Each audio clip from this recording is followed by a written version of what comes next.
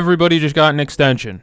Let's go. The first one I want to talk about extension-wise is Kevin Durant, 2 years, $90 million, of course, with the Houston Rockets, the team he is now on. I believe that is good value. I saw some people chirping at him on Twitter because no matter what Kevin Durant does, they chirp at him on Twitter. Also because they know they're going to get a reply if they chirp at him on Twitter. So that definitely doesn't help. But some people saying like, oh, he should have taken a pay cut. He should have taken less money. 2 years, $90 million. 45 AAV, $45 million average annual value.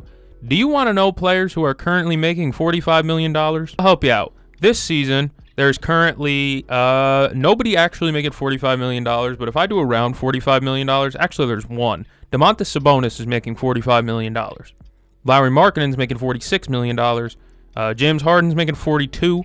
Zion's making $42. Ja's making $42. Ant's making $49. Tyrese is making $49. If I'm going to be honest with you, Kevin Durant's better than the majority of those players, except for like Anthony Edwards, I'd say. But $45 million AAV is, I'm going to be honest, not a ton considering the quality of player you're getting. You look at contracts around the league right now. Jamal Murray, $50 million. Evan Mobley, $50 million. Kawhi Leonard, $50 million. Paul George, $54 million. Jimmy Butler, $56 million. Towns, $57 million. KD's better than all of them. KD's better than Kat. KD's better than Jimmy Butler. KD's better than Paul George. KD's better than Kawhi. KD's better than Jamal Murray. KD's better than Donovan Mitchell. KD's better than De'Aaron Fox. They're all getting paid more than him. Of course, like I said, the reason why most people are probably talking smack to KD is the fact that they know they're going to get a response out of Kevin Durant. But what this does mean is I'm not so sure about Tari Eason's contract extension. Where's that going to land? He's going to be a feature piece on this team as expected. He was a feature piece last year. And with the departure of Dillon Brooks, they're going to need more dogs and more intensity defensively. That's where Tari Eason steps in. The issue is I believe Tari's also up for an extension at the end of this season. What that means for the Houston Rockets, they're going to lose him probably. There's a good chance. Kevin Durant could take 2 years. Let's say instead of $90 million, he takes $75 million. That's what? 30 and change per year, 30, 80 a year or something like that.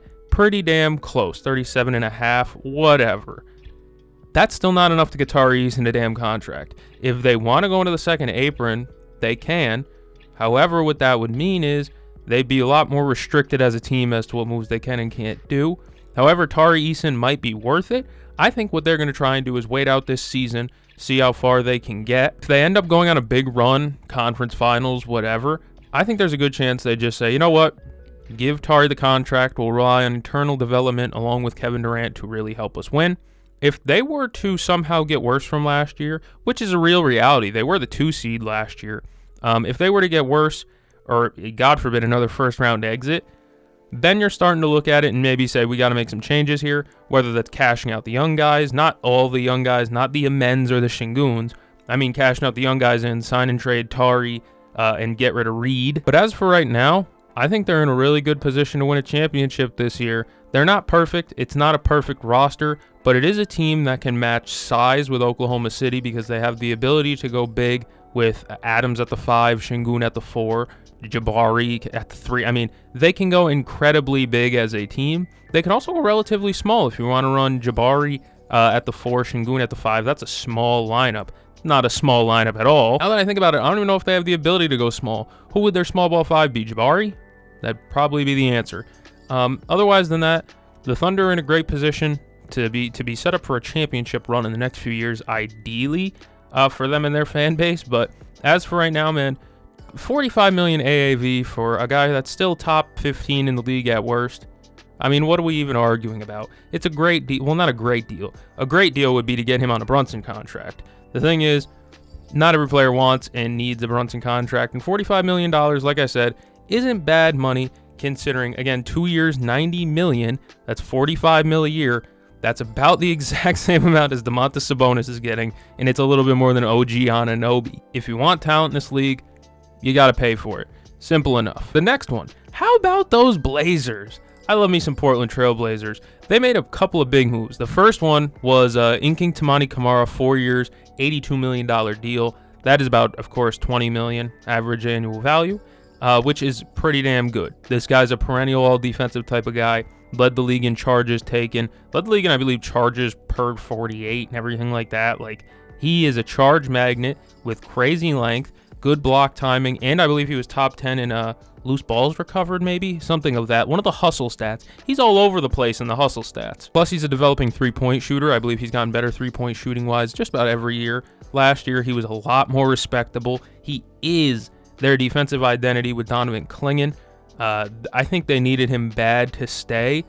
It sucks that they're still paying that black hole Jeremy Grant because he's worth nothing right now, and he's like their second highest paid player. But as long as they're still able to pay the young guys, there's really no problem here. And $20 million a year for one of the better defenders in the league. Again, $20 million average annual value. You're talking about the range of Malik Monk, Dylan Brooks, PJ Washington, Alex Caruso, Zubats, Nembhard, all elite defenders. Obviously not Malik Monk, but it's in the same breath of a Josh Hart, a KCP deal. Great defenders, really good individual defenders, and I think Toumani is the best on their team perimeter defender-wise. Jrue Holiday, I'm not saying he's bad, but he's aging. He's like 36, 37 now. Defense is in quickness starting to decline a little bit. Toumani is in his prime. You know, he's young still, actually. He's like 23. And it's hard to believe that where they got Toumani Camara from. I believe it was the dump for Yusuf Nurkic. They traded Yusuf Nurkic and landed up with Toumani Camara, a cornerstone of their defensive identity as a team, and a guy that they're going to need to step up a ton next season. But that's not all they did. Because like 10 minutes, 20 minutes after, it felt like, they gave Shaedon Sharpe 4 years, $90 million. This one, I'm a little bit more skeptical and unsure about. Last year was a career best year. He did average 18.5 points per game. That's a career high. He didn't shoot half bad from the field. I believe it's 46%. From three, he shot 31%. It gets a little bit spooky from behind the arc. He has the talent and the tools, but I'm not sure about the consistent play. He kind of reminds me of somebody like a Jalen Green, a guy who has athleticism out the you-know-what. He can jump out the gym, right? He has spotty jump shooting ability, and he finishes really well at the rim. Not a great defender, but Shaedon's not... I don't think Shaedon's horrible defensively. I'm just unsure about it because this contract can either age two ways. Either one, he's going to wind up underpaid because, hold on, let me break down the AAV real quick. It's like 22 and some change per year. You know what? The more I think about it, the more I guess I don't dislike it because Toumani's was 4 year 82. This was 4 years 90. It's a little bit more than Toumani's getting paid, closer to 23 million, I think. Which would put him in like the same boat. He'd be around DeAndre Hunter. He'd be around Fred VanVleet. He'd be around Josh Giddey. If I go to 27, 28 salaries, which I believe that may be when his extension kicks in, we're talking about he's around the Miles Turner, Jakob Poeltl, Josh Giddey. By the way, that Josh Giddey contract is aging relatively well, considering some players want insane level contracts. But either way, Shaedon Sharpe's deal, there's a reality where it does age kind of wonky and not great. If he remains the same player, 18.5 is respectable as hell. But when the efficiency's not there, it's like, But again, he has all the physical tools necessary. I've talked about it countless times with Shaedon Sharpe. The fact that he has the ability to get to the rim. He has a slick handle. He has a pull-up. He has mid-range game. I'm pretty sure he has a decent mid-range game. But the one thing that he just doesn't have is consistency in a three-point shot. If he can find that and refine, and get better as a player, this is another terrific deal. I like extending guys when they're not quite in that last year, their rookie scale deals, because the quicker you extend them, the better the value looks. Obviously, if a player develops linearly, which doesn't always happen, you're talking about a player getting better, sometimes exponentially. But if you pay a player early, of course, that next year when he is in a contract year, if he goes off, you don't have to worry about paying him. It happens relatively often, too, where a guy's in the second to last year of his rookie scale contract, and the team's like, I don't know if we want to pay him yet. They go out, they have a big year, and then all of a sudden, that asking price just jumped up. The price went up. The price today is not the same price as yesterday, right? So I've seen that happen a couple of times, at least in the NBA, but it's nice to see when a team gets out in front of the curve and gives these extensions early in this season, so that way, the player doesn't have to worry about it during the season, because some guys it's real feast or famine. Some guys go out there in a contract year and they're like, I'm gonna kill it because I know I need to get that next bag. Some guys go on a contract year and it's like they're playing more shy and bashful because it's like, I don't want to mess up my percentages. I don't want to mess this stuff up because I need this next contract. He's viewed as an ascending scorer, Shaedon Sharpe, and I agree. He really could become one of the more dangerous scorers in the NBA. You see the upside, like I said. It's just more about consistency. But with that being said, I really like the Blazers locking in this core. The only real worry is if a guy like Shaedon Sharpe doesn't develop. Toumani Camara, I think, has, even if this is his ceiling as a player, that's fine. You got an elite role player, one of the best charge takers in basketball already, right? If Shaedon Sharpe doesn't develop, you're like, shit, we just coughed up $25 million to discount Jalen Green, at worst. But if Shaedon, again, progresses like I can see happening, I mean, you're talking about great value because he can be a $30 million a year deserving type of player that you've already committed 22.5 to. Next, we have Christian Braun's deal, 5 years, $125 to stay in Denver. I really like this deal too.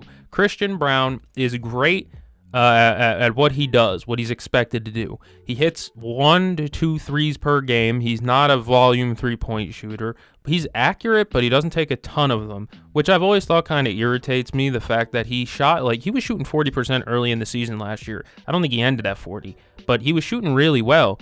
He just averages like 2 a game, 2.5 a game. And that's because it's not always the necessity. The way he scores his points is out on the break. He is a fast pace, a fast break type of player. Kind of perfect with Jokic for all the outlet passes he throws. Plus he has sneaky hops. I don't want to say sneaky hops, They describe he's a real lunch pail to work type of guy. You know what I'm saying? But 5 years, $25 million, not that bad. I guess we can pull up and see AAV and then who we comparing his contract to. Again, it's $25 million a year. $25 million a year, you're talking about in the likes, again, still of the Miles Turners, of the Naz Reids, of the Devin Vassell's, Jaden McDaniels, Trey Murphy's kind of in this ballpark. If you go a little bit lower, you get Jabari Smith, Josh Hart. This is the stupendous role player area, and that's exactly the type of player Christian Braun is. I want to pull up his Basketball Reference real quick because he is another guy where you look at him and you just see consistently getting better every single year. The year he gets drafted, he averaged 4.5 points per game. That's it. He played 15.5 minutes. Year 2, 20 minutes, 7.5 points per game. You see it increments getting better, right? He goes from 20 minutes per game to 34 minutes per game last year, and that's when he has his breakout. 15.5 points, 5 rebounds per game. On top of that, I said he didn't finish at 40, 39.7, but he only took 2.8 per game. So he doesn't take a ton. Not a volume three-point shooter, but he can knock it down. I want to see him, take more threes. If the defense is going to give it to you, my guy, you got to start taking it, especially if they're falling. If you hit the first 3, I want to see you take 4 more. I'm not that type of guy where it's like, he doesn't usually shoot that much, so just let him take 2. No, man, if he's 2 for 2, he needs 6 shots. But again, like I said, that's not really where he strives. He's more of a transition player. Get to the rim, get downhill type of guy. He finishes really well at the rim. He's just a great role player all around. And one of those guys that when KCP left, I question, can he step up? Can he do it? And, he proved me wrong. I said it was either going to be him or Peyton Watson.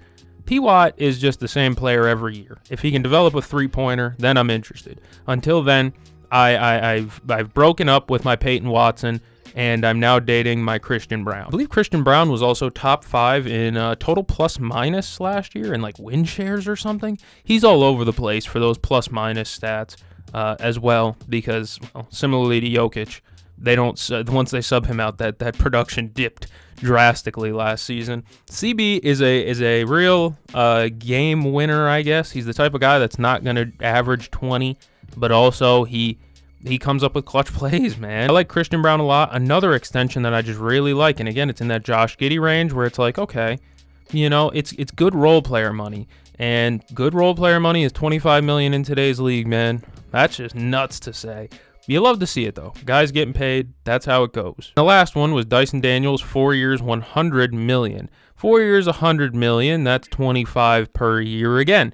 we're buzzing the same area all day. Dyson Daniels, of course, led the league in steals, the Great Barrier Thief, got the coolest nickname in the league, basically. Led the league in steals, was second in Defensive Player of the Year, I believe. Single-handedly carried that Hawks defense. Like, Jalen Johnson went down, and it was Dyson Daniels and Keaton Wallace late in the season with Trae Young missing some time. And him and Zach Risache were trying to carry the defense while Clint Capella was playing drop coverage. But Dyson Daniels is a future piece on this team. Again, he's another guy like Christian Braun, where his per-game averages aren't really going to blow you out of the water, but he plays really well in transition. He's being trusted to dribble more this season. I believe I saw that from Quinn Snyder, is that he wanted to see Dyson Daniels put the ball on the deck more, because he was a point guard when he declared, I believe. He was a point guard on G League Ignite. He comes to the league, he more so finds himself as a off-the-ball defensive menace, along with like maybe an off-ball shooter type. Of course, the shooting hasn't fully developed yet, but he did find his way into becoming a defensive menace. But I think we knew that even in New Orleans, that his defensive upside was crazy. Unfortunately, when you're in New Orleans, you can't play more than 50 games per year. That's just the law, man. I don't know. I didn't write the rules. That's just what happens every single season. If he can increase his three-point rate, up his three-point rate, and maybe up his percentages, again, you're talking about another just elite role player in this game. But even if he doesn't, again, this is a guy who I don't even know how to describe him. He's like a free safety type, like Earl Thomas. Earl Thomas was more of a strong side. I don't know. Earl Thomas type is kind of how I'm viewing it. He's always in the passing lanes. He's actually like very physically built well, is what I'm kind of trying to get at, I guess, just awkwardly. I don't know why I'm feeling football-y today.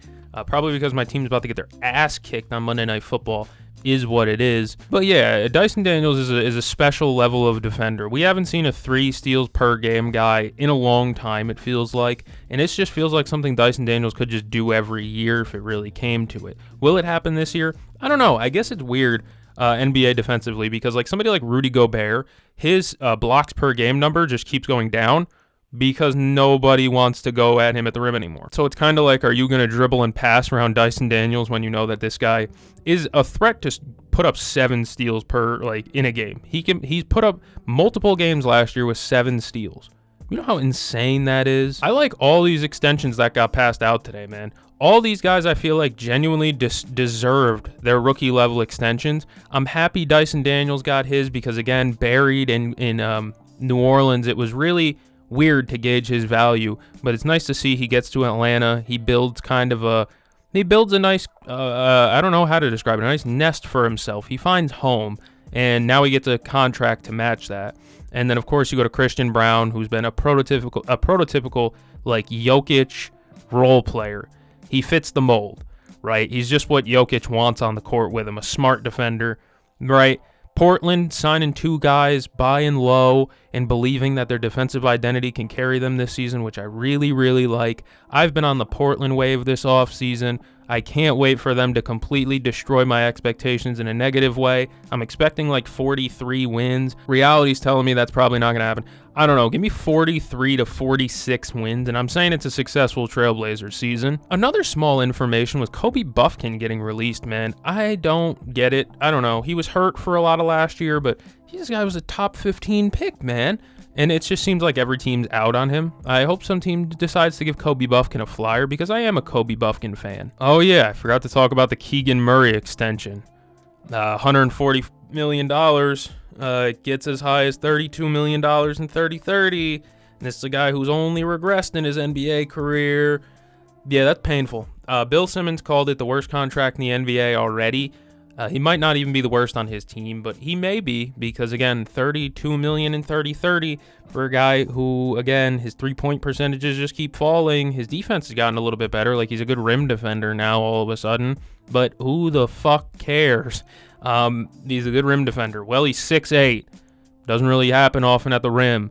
I don't know, man. I feel bad for Keegan Murray because it's not his fault. I'm just putting my name on the dotted line.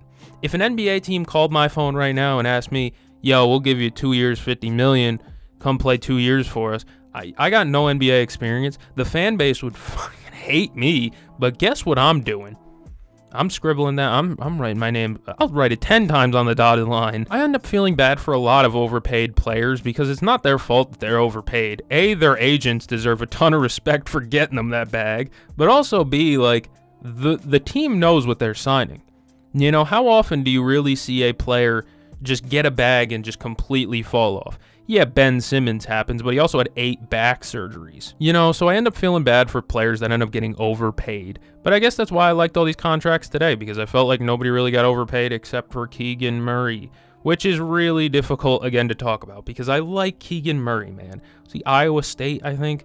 I really liked Keegan Murray coming out of the draft. I thought he was going to be a really good 3-and-D player, and he's just gotten worse every year. It's sad to see, but again, I hate that the fan base is going to dunk on him and shit on him every chance they get, because it's not his fault that he got the bag. He just signed his name on the deal just like me, you, or anybody else watching this video would. And now to finish this video, I have a list from Underdog of eligible players who did not get their rookie contract extensions done today. Jaden Ivey, I don't know about that. I think the Pistons are still waiting there. He didn't play enough games last year. You don't necessarily know what you have if you don't want to give up a ton of money to a guy who's had, well, health issues, and on top of that, you haven't really seen him be able to develop. I understand not wanting to give that guy a bag. Bennedict Mathurin may be holding out for himself, saying, "Hey, Tyrese Halliburton's out. My numbers and usage rate are going to take a little bit of a tick up this season. Maybe I play more, I get a bigger bag if I average more." I really believe that Bennedict Mathurin's the type of guy to have that much belief in himself, because remember, this is a guy that challenged LeBron before his first game. Jeremy Sohan, it's a weird player to talk about. And then most of these guys like Ousmane Dieng, he doesn't play. What extensions they're going to be? He might hit unrestricted free agency, because why would the Thunder even give him a QO at this point? I don't know. Jalen Duren, that's probably a tough one to gauge for them too. But I would have extended Jalen Duren if possible. That's a bad miss. Ochai Agbaji. I feel like he's been in the league 100 years. I don't know if the Raptors have money to pay him, because they're paying Ingram, Barnes, Quickly, Pirtle, Barrett, Grady's coming up. It's a lot. They got a lot going on. I don't know if they're going to extend him, even though I think he is a great, not a great NBA player, but a great NBA role player. Mark Williams, the Suns have no reason to do that. He hasn't stepped foot on the floor yet, and he always misses 30-plus games. Tari Eason is the big one that I talked about at the beginning. Houston may lose him this offseason, but I still think that if they want to go into that second apron, I think they can, because it's the rookie extension. I think they're just going to wait and see how this season plays out. Dalen Terry, Malachi Branham, Walker Kessler, and P. Watt. P. Watt I mentioned before. I don't even know if he's going to get another contract. He probably will. Just at the end of the season, it'll be for a lot less. Walker Kessler, they've been trading him like every year he's been in the league. There's been Walker Kessler trade talk. But it is a pretty cool, but it is kind of a complete team on this page. Like, this is not a bad team at all. At the 1, Jaden Ivey. At the 2, Ben Mathurin. At the 3, Tari Eason. At the 4, we got, who we putting there? We're going to put Ochai at the 3, Tari at the 4, Duren at the 5. Sounds pretty good to me. That's all players that don't have a new contract. If your team signed an extension today and you want to talk about it, go into the comments. I love engagement. You know what I'm talking about. Like, subscribe. Thank you for joining me. I'm going to catch a game. See you guys in the next one.